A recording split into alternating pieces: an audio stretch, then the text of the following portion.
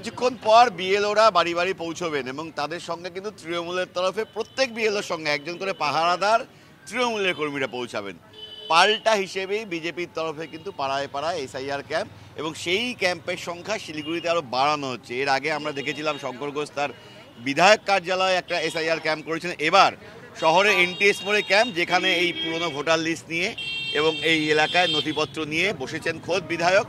সকাল সকাল বসে পড়েছেন বিধায়ক এবং ইতিমধ্যেই এই এলাকায় যে বস্তিগুলো রয়েছে, যে কলোনিগুলো রয়েছে, সেই এলাকার বাসিন্দারাও তাদের নানা সমস্যা নিয়ে এই এলাকায় আসছেন। আমি একবার কথা বলি, আমি দেখাচ্ছি, দেখো একজন এসেছেন তার ভোটার কার্ড নিয়ে, তার নাম 2002 সালে এই এলাকায় নেই, অন্য কোথায় আছে বা কী করবেন তিনি বুঝে পাচ্ছেন না। তিনি কিন্তু এই ক্যাম্পে এসেছেন এবং বিধায়ক তাকে বুঝিয়ে দিচ্ছেন যে কী কী 12টি যে ডকুমেন্ট আছে সেই ডকুমেন্টগুলো কী কী প্রয়োজন বা তার নাম কোথায় আছে, কিভাবে তিনি তার নামটিকে রক্ষা করবেন ভোটার তালিকায় যখন বিএলওরা আসবেন, তার কি করণীয়। আমি একবার কথা বলি, শঙ্করদা, কি মানে কেন এই ক্যাম্প বা ক্যাম্পের সংখ্যা কি বাড়ানো হলো? না, ক্যাম্পের সংখ্যা বলতে আমাদের একটা উদ্যোগ আমরা নিয়েছি যে সারা শিলিগুড়ি শহর জুড়েই ক্যাম্পগুলো করব। গতকাল আমি আবেদনও করেছি যে ক্লাব, স্বেচ্ছাসেবী সংস্থা, এনজিও সবই তারাও এই ধরনের সহযোগিতার হাত বাড়িয়ে দেবে। আমি নিজে ব্যক্তিগতভাবে প্রত্যেকটি ওয়ার্ডে যাব, সকালবেলা করে আমি চেষ্টা করব মানুষের প্রতিদিন, আমি শিলিগুড়িতে থাকলে প্রতিদিন কোনো না কোনো ওয়ার্ডে গিয়ে এটাকে মানুষকে সহজলভ্যভাবে করব।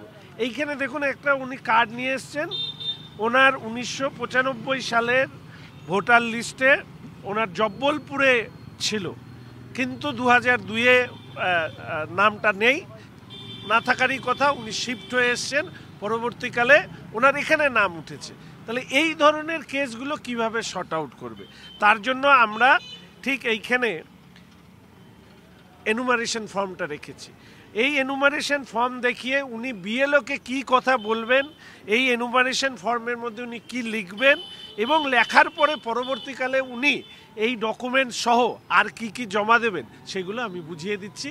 কারণ এই ধরনের ভোটারদের নাম সুরক্ষিত থাকবে, ফলে সেই সুরক্ষা নিতে যাতে তাদের কোনো অসুবিধা না হয় তার ব্যবস্থা করবে। তৃণমূলের তরফে প্রত্যেক বিএলওর সঙ্গে একজন করে কর্মী পাঠানো হচ্ছে, যাকে আপনি পাহারাদার বলতে পারেন, যাকে আপনি তৃণমূলের কর্মী বলতে পারেন, যারা দেখে নেবেন কোথাও নাম কাটা হচ্ছে কিনা।